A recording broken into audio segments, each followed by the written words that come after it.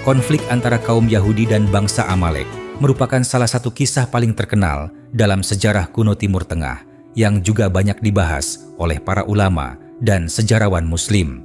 Dalam tradisi Islam, kisah ini tidak hanya dipandang sebagai perang biasa antara dua kelompok manusia, tetapi juga dianggap sebagai bagian dari perjalanan panjang Bani Israel setelah keluar dari penindasan Fir'aun di Mesir.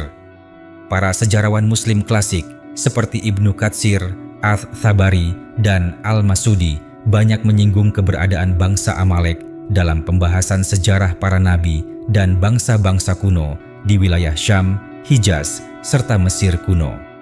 Menurut tradisi Islam, bangsa Amalek atau Amalekit dikenal sebagai kaum yang kuat, keras, dan memiliki wilayah luas di kawasan padang gurun antara Sinai, Hijaz, dan Palestina kuno.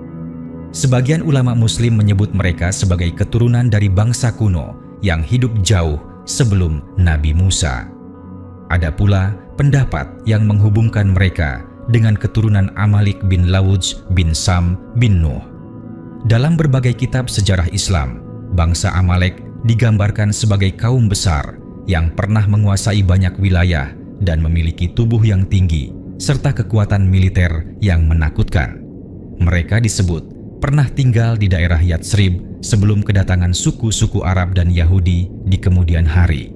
Ketika Nabi Musa memimpin Bani Israel keluar dari Mesir setelah tenggelamnya Fir'aun, perjalanan panjang menuju tanah yang dijanjikan dipenuhi berbagai ujian.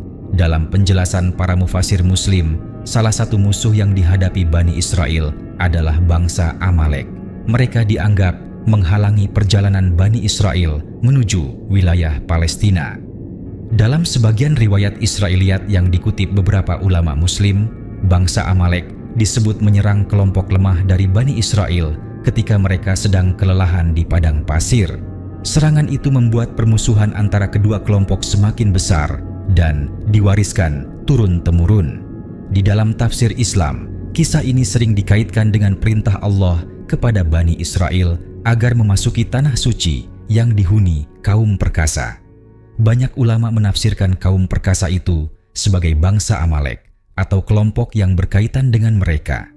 Ketika Nabi Musa memerintahkan Bani Israel memasuki wilayah tersebut, sebagian besar dari mereka justru takut menghadapi bangsa yang terkenal kuat itu.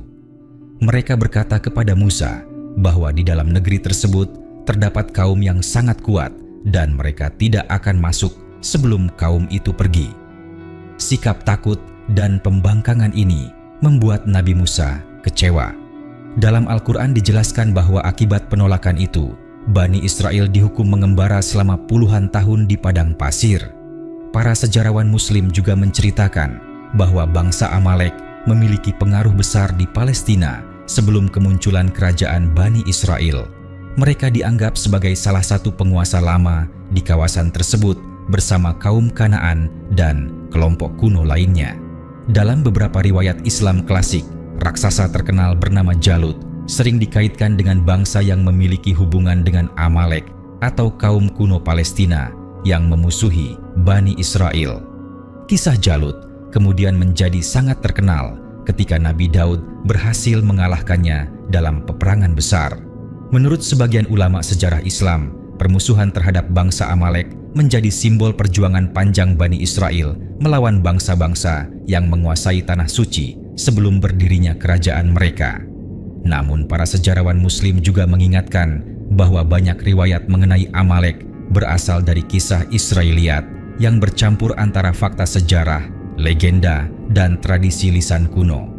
Karena itu, beberapa rincian tidak selalu diterima sepenuhnya oleh ulama Islam. Dalam kitab-kitab sejarah Islam klasik, bangsa Amalek sering digambarkan sebagai kaum yang sangat tua dan pernah tersebar di banyak wilayah Arab. Sebagian riwayat bahkan menyebut mereka pernah menguasai Mekah sebelum munculnya suku Jurhum. Ada kisah yang mengatakan bahwa kaum Amalek pernah tinggal di sekitar Ka'bah dan menjadi penguasa Hijaz pada masa kuno. Seiring waktu kekuasaan mereka melemah akibat perang, perpindahan suku, dan munculnya bangsa-bangsa baru di kawasan Arab dan Syam. Para ulama Muslim juga membahas bagaimana hubungan Yahudi dengan bangsa Amalek berubah menjadi simbol permusuhan turun-temurun dalam tradisi Bani Israel. Dalam literatur Yahudi kuno, Amalek dianggap musuh besar yang harus diperangi. Sebagian teks bahkan menggambarkan perang melawan Amalek sebagai kewajiban suci. Para sejarawan Muslim yang mempelajari kisah ini sering menyoroti bagaimana konflik kuno tersebut membentuk identitas politik dan keagamaan Bani Israel selama berabad-abad. Walaupun demikian, sebagian cendekiawan Muslim modern mencoba melihat kisah Amalek secara lebih historis. Mereka berpendapat bahwa bangsa Amalek kemungkinan adalah kumpulan suku pengembara di Gurun Sinai dan Palestina Selatan yang hidup berpindah-pindah. Dalam pandangan ini, konflik antara Bani Israel dan Amalek lebih mirip perebutan wilayah, sumber air, dan jalur perdagangan di kawasan gurun yang keras. Karena kehidupan di padang pasir sangat sulit, persaingan antar suku sering berubah menjadi peperangan panjang yang diwariskan kepada generasi berikutnya. Dalam sejarah Islam, kisah tentang Amalek juga sering dikaitkan dengan pelajaran moral. Para ulama menekankan bahwa kelemahan terbesar Bani Israel bukan hanya musuh dari luar, tetapi juga rasa takut dan pembangkangan mereka sendiri. Ketika Nabi Musa mengajak mereka memasuki tanah suci, banyak yang menolak karena takut menghadapi bangsa kuat. Sikap itu dianggap sebagai bentuk kurangnya keimanan kepada pertolongan Allah. Karena itulah, mereka harus menjalani hukuman panjang sebelum generasi baru muncul dan siap berjuang. Beberapa sejarawan Muslim menyebut bahwa generasi baru Bani Israel akhirnya berhasil memasuki Palestina setelah wafatnya Nabi Musa. Kepemimpinan dilanjutkan oleh Nabi Yusya bin Nun yang dalam tradisi Islam dikenal sebagai murid dan penerus Musa. Dalam sebagian riwayat, Yusya memimpin peperangan melawan kaum yang mendiami tanah suci, termasuk kelompok yang dikaitkan dengan Amalek. Dari sinilah Bani Israel mulai membangun kekuatan politik mereka di Palestina kuno. Kisah Amalek juga menarik perhatian para ahli sejarah karena bercampur dengan legenda bangsa-bangsa raksasa kuno. Dalam beberapa tafsir klasik, kaum Amalek digambarkan memiliki tubuh besar dan kekuatan luar biasa. Ada cerita tentang kota-kota besar dan pasukan kuat yang membuat Bani Israel ketakutan. Walaupun sebagian cerita sulit dibuktikan secara sejarah modern, kisah tersebut tetap hidup dalam literatur Islam sebagai bagian dari narasi kuno Timur Tengah. Para ulama Muslim klasik biasanya berhati-hati dalam menyampaikan kisah-kisah detail mengenai Amalek.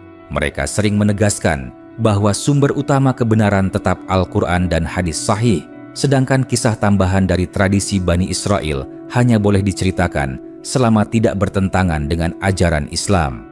Karena itu, pembahasan tentang Amalek dalam literatur Islam sering disertai peringatan agar tidak mempercayai seluruh riwayat secara mutlak.